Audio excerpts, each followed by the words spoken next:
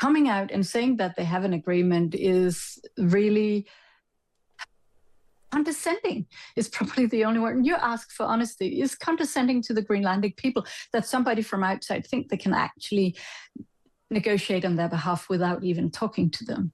We're a day on from Donald Trump's announcement that he's reached a framework of a deal with NATO over Greenland, but we're still no closer to discovering what that deal is. Secretary-General of NATO Mark Rutte has been tight-lipped over what concessions could be made to the US president, but insists he did not discuss Danish sovereignty with the US president. Here's Greenland's Prime Minister Jens Frederik Nielsen speaking earlier. We are ready to discuss a lot of things, and we are ready to negotiate a better partnership and so on, but sovereignty is a red line. Integrity and our borders and international law is definitely a red line that we don't want anyone to cross, and I don't think that is strange. So let's discuss that in a respectful way, and I think our partnership can be much stronger. Well, joining me now is the Danish MP Sascha Faxe. She is a member of the committees on Greenland and Defence. Sascha, good evening to you. Thank you for being with us. Look, anonymous officials have told the New York Times that one idea under discussion is for Denmark to cede sovereignty over small areas of Greenland. How does that sit with you? So first of all, Greenland belongs to the Greenlandic people. So it's not for Denmark to give away sovereignty from another country. It's not ours to give. And the other part is both Greenland and the Kingdom of Denmark has been very clear that this is a red line. We are not going to give up any sovereignty of any part. So it's pretty easy. It's a no-go. What about the idea that it may work like US bases in Cyprus? So those US military bases are regarded as British territory, but obviously all the rest of it is Cyprus. It is still everything else still belongs to Cyprus, but just those bases are British territory. Could that be an idea for Greenland? That is also something else that has been mooted.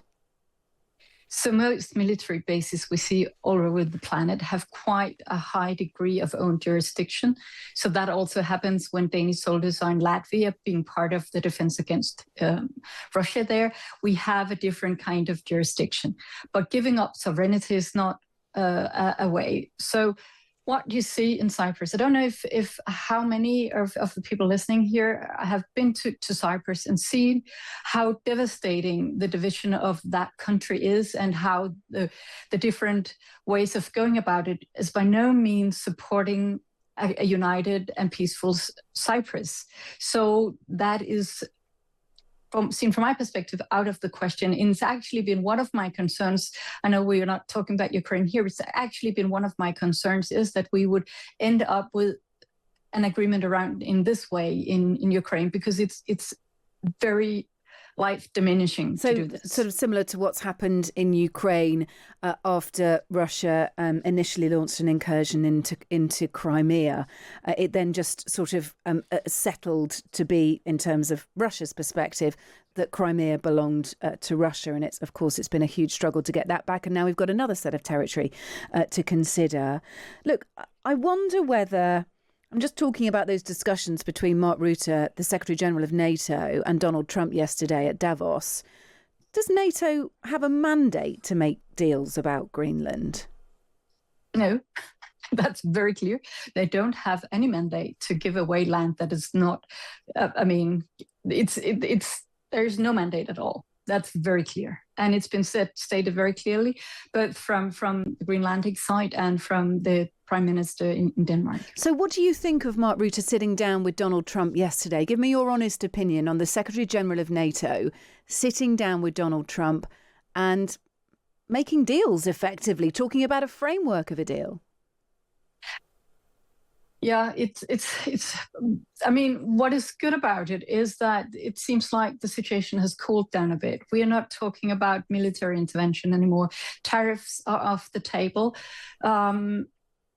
So that part is of course good for everybody involved, not only Greenland and Denmark.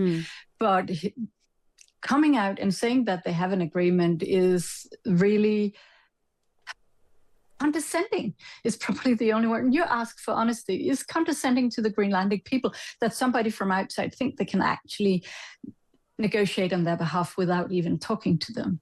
So how much faith have you got in whatever has been constructed by Mark Rutte and Donald Trump?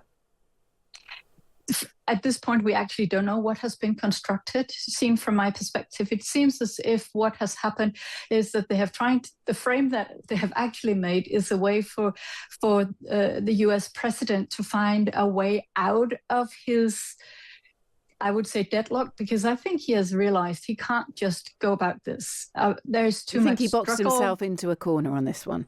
Yeah, I think so. And I think what this could be is actually a way out without him losing too much of his dignity. And he might even get what we have said is already there, but he can't admit that, because then it's a lose, and he's a guy who doesn't really loses any time in his own perspective. I think that's more or less, I mean, you ask for my honest opinion, I think that's part of what's going on.